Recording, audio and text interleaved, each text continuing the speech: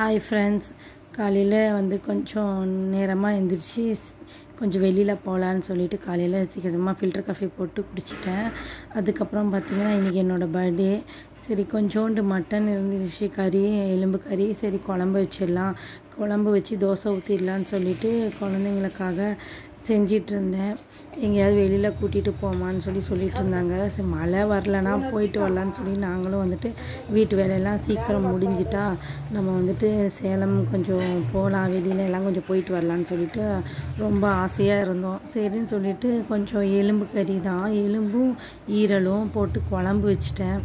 குழம்பு வச்சுட்டு தான் சரி வீடெல்லாம் சுத்தம் பண்ணிவிட்டு கிளம்பிடலாம் அப்படின்னு சொல்லிட்டு நான் வந்து வச்சிட்ருந்தேன். பாப்பா வந்து பக்கத்துலேயே வந்துட்டு வெஷல் வாஷிங் பண்ணிகிட்ருந்தாங்க. சரி அவங்க பாப்பாவே வந்துட்டு எல்லாமே கொஞ்சம் சீக்கிரமாக க்ளீன் பண்ணிட்டாங்க. அதுக்கப்புறம் வந்துட்டு எல்லா வேலையும் முடிஞ்சிருச்சு, நம்ம போகலாம், தோசை ஊற்றி சாப்பிட்டுட்டு கிளம்பிடலாம், சீக்கிரமாக குளிச்சு ரெடியாகி கிளம்பியிருக்கலாம். அவங்க அப்பா வந்தோடனே வெளியில் போயிடலான்னு சொல்லி நாங்கள் நினச்சிட்ருந்தோம். அது என்னடானா அவர் வரும்போதே வந்துட்டு மழையும் வந்துருச்சு. அதனால் நாங்கள் எங்கேயுமே போகல. அவ்வளோதான், டிஃபன் மட்டும் செஞ்சு சாப்பிட்டுட்டோம். அவ்வளோதான் ஃப்ரெண்ட்ஸ்.